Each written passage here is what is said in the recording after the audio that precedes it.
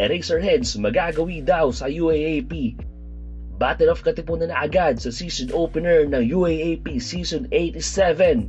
Ang koponan ni JD Kagulangan, Jerry Abadiano at ang UP Fighting Maroons ang unang hahadlang sa UAAP debut ni Jared Bahay at ng Ateneo Blue Eagles para sa opening games ng UAAP Season 87.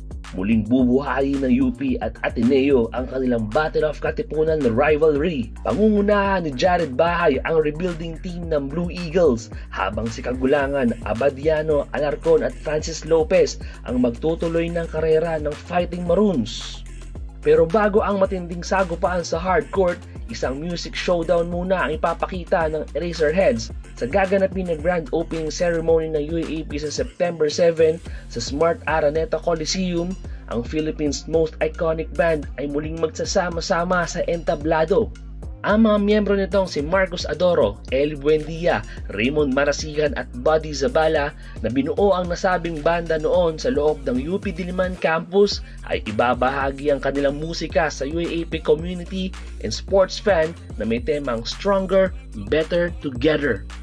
Mag-subscribe at like ka na para sa UAAP at College Hoop updates. Sports Junkie PH.